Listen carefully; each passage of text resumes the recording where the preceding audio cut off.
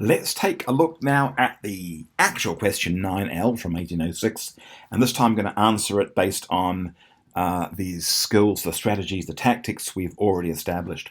So the first thing is to realize we're going to get rid of the divide by twos for the powers. In other words, these are the roots of the powers, and we're going to get rid of those. So let's take a look at the roots of the indices. If I was to cross off that the divide by 2 there, I'm going to be left with 6. In other words, the square root of 36 is 6. But now I've taken the bit off the bottom, and I'm left with n. Same on the other side here. Square root of 100 is 10. I'm crossing off that 2 there to get there, and I'm left with 5n to the power of 5n. Now there's 5 here. There's not much I can do about that right at this second. So I'll leave that, and I'm multiplying that by 900. Now the square root of 900, so crossing off the square root there, the square root of 900 is 30, and it's going to be to the power of 3n.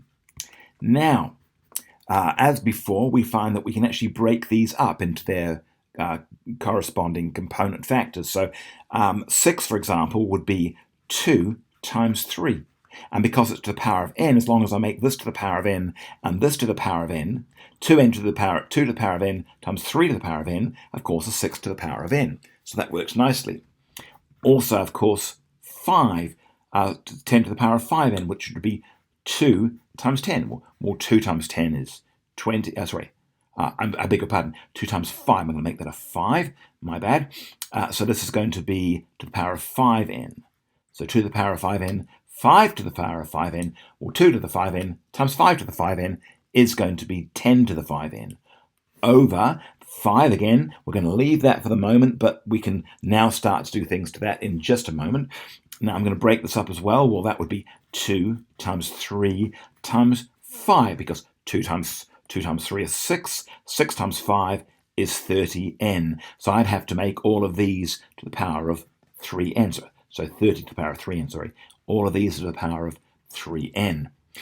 Okay, now we've got things top and bottom that we can divide out against each other, or the layperson's term would be cancelling. Don't like cancelling. Cancelling is not a mathematical operation. It's not a mathematical procedure, but we'll use it just to be consistent with expected terminology. All right, so let's have a look. Have we got any 2 to the power of n's? Yes, we do. We've got a 2 to the 3n. So if I took this n off here, well, 2 to the power of n minus n is 2 to the power of 0. And 2 to the power of 0 is just 1, so I can cross it out. But I'm going to take that minus n off the bottom as well. What else have we got? We've got a 3 to the n. Well, if I take an n off there, in other words, 3 to the power of n minus n is 3 to the power of 0. But I have to take the n off on the bottom as well. There it is.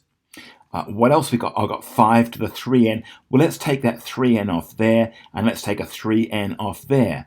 Well, 5 to the 3n minus 3n is 1. And of course, we now can simplify all that lot. So let's see where we end up. Okay, so we've got, this becomes, oh, they can cross that out as well. That's good. So now we've got 2 to the power of 5n. We've got that. I'll just put a tick by it so I can see what I've done.